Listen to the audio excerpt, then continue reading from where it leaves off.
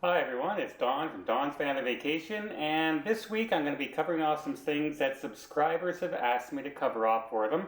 And the first one we got for you today is all about all-inclusive vacation resorts in the Caribbean. So right now I'm going to concentrate mostly on Mexico, but it basically goes for all the all-inclusives that are everywhere. And so yeah, we're going to talk about that right after this.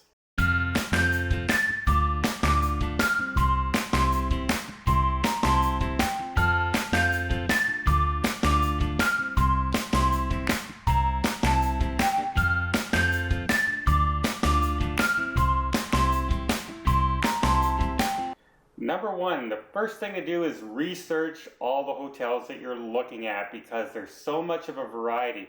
Some of them are party hotels, some of them are family resorts, some of them are adult only resorts, some of them are high end, some of them are cheaper. Some of them include all the restaurant food, some of them only include some of the restaurant food, things like that.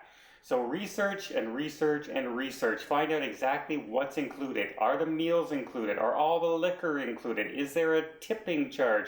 Is there a room service charge? Does transfers from the hotel come with the package, or do you have to arrange your own pickup and return to the airport? All these things can be found online very simply when you research the hotels, and they can make a big difference in the price, and they can make a big difference in how much fun you have on your trip.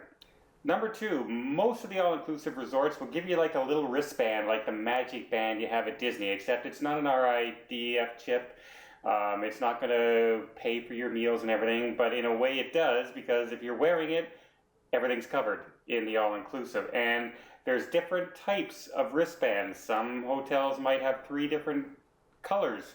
One color will be for everything included guests, including short like tours and stuff like that. Some might be only for food, some might be only for beverage packages. So you got to be aware of those. But don't lose your wristband, because if you lose it and you go back to the hotel and say I lost it on whatever days are left on your trip, you're going to be charged up to $75, $100 a day per person for those wristbands if you lost all of them. Because if you think about it, there's no RID chip in it, so if you lose it, anybody can use it. A local can use it, an employee can use it. They just put them on the wristband and say, look, I'm paid, and they go in.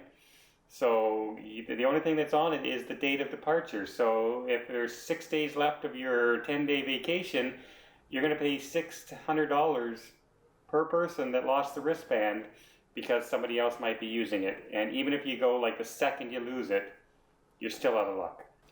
Number three, check out all the restaurants ahead of time, because they might say they have 9 restaurants on the resort, but then they're all buffet and cafeteria style. There's no real like an adult restaurant, like a steakhouse or a sushi restaurant or a taipan restaurant. There's none of those things there. So make sure that you research exactly what restaurants are at that resort. Otherwise, you might just be eating buffet the whole time on your trip. Some include all-inclusive resorts. So number four, they don't accept tips. The wait staff, the hotel room attendants, the bellhops, none of them will accept tips because it's included in their salary. They get a higher salary based on what they're doing. Where other resorts, it's fine to tip, and people don't get paid as much. So ask about the tipping policy from your travel agent or whoever you're booking the hotel from, or even call the hotel themselves and say, look, I'm just wondering about the tipping policy there. Is it allowed? Do you not like it? Because I've had waiting staff, I'm leaving $10 tip or something like that, and they just go, no, thank you. I make a good salary. I'm paid well. Which surprised the heck out of me, because you never see that in North America, or somebody's going to turn down a tip. But they do at some of these all-inclusive, because if they accept the tip, they get in trouble. Number five, all-inclusive resort, great, but not everything is always open. Some restaurants are only open for dinner. Some restaurants are only open for breakfast. Some tours are only offered on the weekend, things like that. So you have to do some investigation into that as well. Because if you're looking, you say, I love having sushi and I'm going to have sushi every day for dinner, and you find out it's only open at lunchtime. So keep that in mind as well. Not everything is open 24 hours a day. including the spas, including the entertainment sections, including the child play area.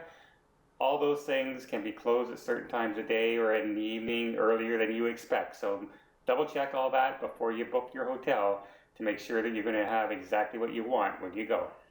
Number 6, find out if there's a dress code at the resort. Some restaurants will have a well-dressed or a casual dress where you have to come with proper shoes, you can't go in flip-flops, you can't go in shorts, and they want it to be more of an experience when you go to dinner than just a casual dinner. So double check, make sure that there's no dress code, because in all reality, you don't want to go to a restaurant for fine dining and this is what you see. Yeah, you can just lose your appetite altogether. Sorry. Number 7, if your transportation is included, make sure you know the name of your transportation company and you know the address of your hotel. Just don't say, I'm going to the Hard Rock Hotel, because you could be going to the Hard Rock Hotel in Cancun. You could be going to the Hard Rock Hotel in the Riviera Maya. They all leave from the exact same place. So you want to double check exactly what the name of that tour company, because when you walk out of the Cancun airport, there's going to be like 60 to 70 transportation companies out there and car rental places out there, and they all are screaming for you to come over and use their services. So if it's already paid for, why do you want to go to somebody who's not the right one and end up having a $50 to $100 travel bill when it's all included in your hotel? So make sure you know the address. So if it's Cancun, say you're going to the Hard Rock Hotel, make sure you know that it's the Cancun Resort, or if it's the Riviera Maya Resort, and the name of the transport company. And when you go over there, they should have your name written down that you're a customer arriving at this time, because you let them know that you're coming. Number 8 might seem like a small thing, but bring your own sunscreen and bring your own bug spray when you go there. And the reason I'm saying this is because sunscreen in my local Walmart, for instance, I can get good sunscreen for like $3.99. I've seen it $35 for the exact same amount of sunscreen, the exact same sunscreen I bought at the resort. Because a lot of resorts are kind of away from everything, and it's kind of like its own little city where everything's there. And a lot of people never leave the resort, so they have you there. So sunscreen and bug spray can end up costing you $70, $80, where it would cost you $9 back in your own city. So pack those two things with you, because bug spray, believe it or not, you're going to need in some of these resorts, especially if you're surrounded by forest towards the beach. And definitely as much sunscreen, and the biggest thing of sunscreen you can have. And when you go in the water and you come back out, make sure you reapply it, because that sun, no matter what time of year you're at, is a lot different than the sun where you live, and you're going to get burned. Number 9, not everything at an all-inclusive is free. Some of them, they have up-service restaurants that are extra fees. Some of them, the spa is extra fees. Tours are always extra fees unless you bought them ahead of time and things like that. So just because you're going to an all-inclusive, don't think that everything is free. Don't go to the spa 4 times for massages, for couples massages, and then when you get back to your resort, at the end of the resort, you find out you got $1,000 spa bill because they can be quite expensive. Some of the more high-quality resorts and more expensive and adult-only type resorts will give resort credits. And the way those work is, for instance, at the Hard Rock Hotel at the Riviera Maya, when I last stayed there, for 7 days I was given $1,800 worth of credits. Now the way the credits work, so say I'm going on a tour, I'm going to go to the dolphin experience and swim with the dolphins, and say it's $200. Well, instead of spending $200, I use my resort credits, and I only have to pay 20% of the difference. So instead of spending $200, I spent $40. And the same can go in some of the shops. I bought a really, really nice diamond pendant for somebody that I was at a resort with. It was $1,000, and I only had to spend $200, 20% of the cost, because I was allowed to use my resort credits. $1,000 diamond brooch for $200. Good deal. Maybe it was overpriced to begin with, but I still thought it was a great deal and my friend loved it. So yeah, not everything is free, and some places have resort credits, so you want to find out if they do or not, and you want to find out the policy of the resort credits. What's the percentage that you have to pay? Some of them are 50%, which is a lot different than 20. So double check those things. Number 10, the great thing about some of these all-inclusive resorts is you can have wine, you can have all the alcohol you want when you're in the resort. You're not driving anywhere, so you know what, if you overindulge just a little bit, you can sleep it off the next day. It's not that big a deal as long as you don't make too much of a fool of yourself. But a lot of the resorts, they know that the alcohol runs free, so they what they'll do is they'll make a giant pitcher like this, and then they'll water it down. So you might be getting, 30% water, 70% of the actual drink.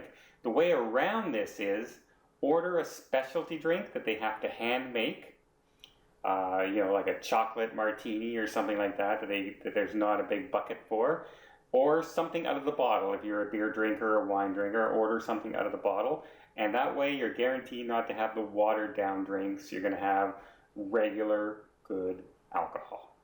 So yeah, beware, they're going to water it down because they're going to make money somewhere.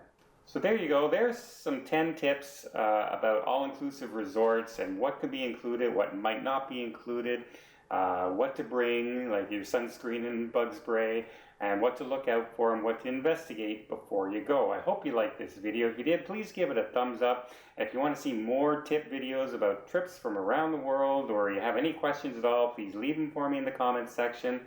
And please hit the subscribe button, and we'll see you next time. On my next video, I'm going to talk about a couple resorts in Mexico myself that I personally like, and I'll give you the reasons why in the next video. So that'll be coming up next. So until next time, everybody out there, please have a safe and a great vacation.